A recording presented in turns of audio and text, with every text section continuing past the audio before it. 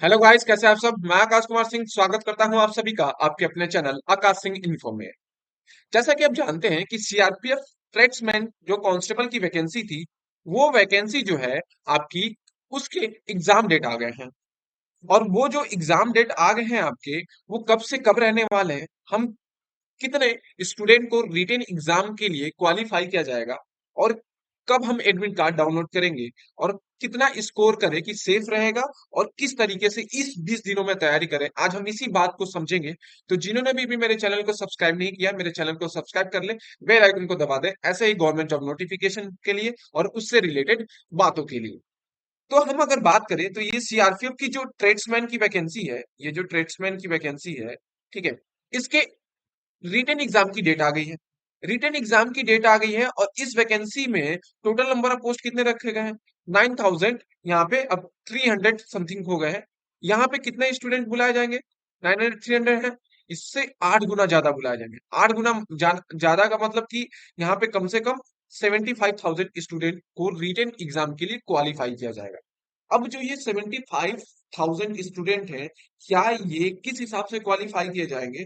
तो अगर मैं बात करूं तो ये स्टेट वाइज वैकेंसी निकली हुई है। कैसे? स्टेट वाइज वैकेंसी निकली हुई है। तो जो स्टेट वाइज वैकेंसी ये निकली हुई है, तो पोस्ट स्टेट वाइज भी होंगे। पोस्ट जो आए होंगे, वो वैकेंसी इसकी कैसी होगी? वो भी स्टेट वाइज होगी। मतलब स्टेट वाइज वैकेंसी दी हुई। तो स्टेट वाइज इसमें 8 गुना आप मल्टीप्लाई कर लीजिएगा, उतने स्टूडेंटों के रिटेन एग्जाम क्वालिफाई होगा। ठीक है। अब हम बात करते हैं इसके कि रिटेन एग्जाम कब होने वाले हैं।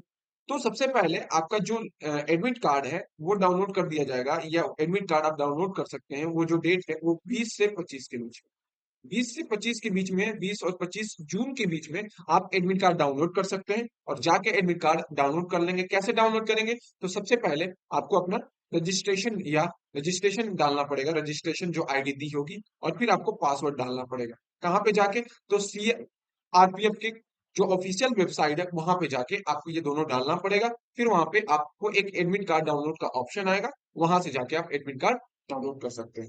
अब हम बात करें एग्जाम डेट की। तो एग्जाम डेट 1 से लेके 13 जुलाई के बीच में होने वाली है। 1 से लेके 13 जुलाई के बीच में आपका क्या होने वाला है? एग्जाम होने वाला है। जो कि आपके पास अब कितने दिन बच गए हैं? मुश्किल से 25 दिन बच गए हैं।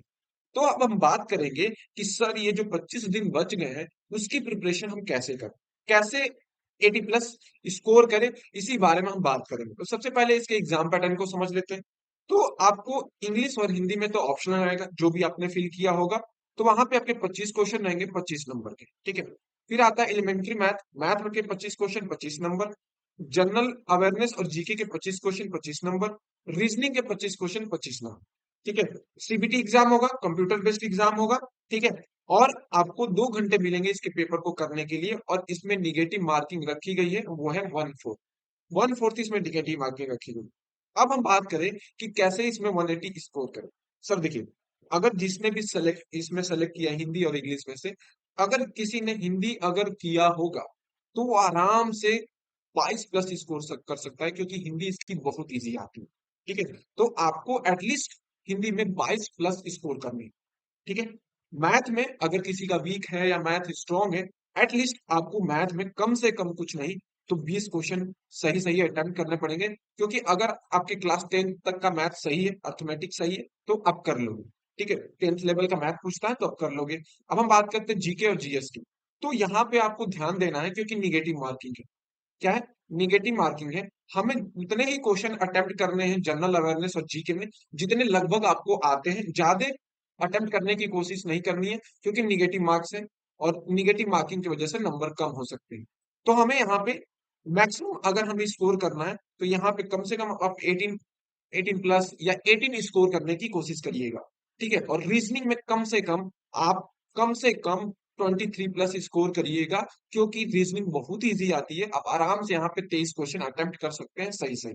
तो अगर मैं इसमें बात करूं तो ये कहीं ना कहीं आपका 80+ क्रॉस हो गया। इस तरीके से आपको माइंडसेट लेके जाना है, और इस तरीके से पेपर को करना है। अब हम बात करें कि सर प्रिपरेशन क्या, अब रिवीजन करें। सुनो, तो अब हमें रिवीजन से ज्यादा किस चीज पे ध्यान देना है? प्रैक्टिस सेट पे। प्रैक्टिस सेट पे। अगर आपके पास यहाँ से 25 दिन बचे हैं, 25 दिन बचे हैं, तो आपको इस 25 दिन में कम से कम कुछ नहीं तो 50 सेट लगा लेने हैं। क्या करना है? 50 सैंपल पेपर के सेट लगा लेने हैं या प्रैक्टिस पेपर लगा लेने हैं।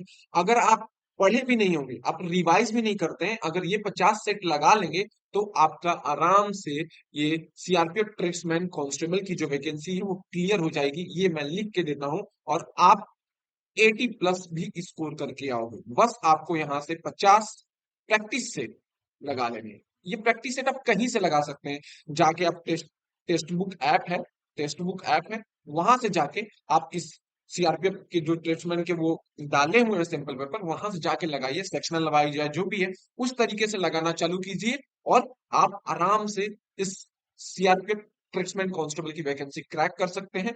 अगर आपको मेरा वीडियो पसंद आया, मेरे चैनल को लाइक करें, सब्सक्राइब करें और शेयर करना ना भूलें। Thank you.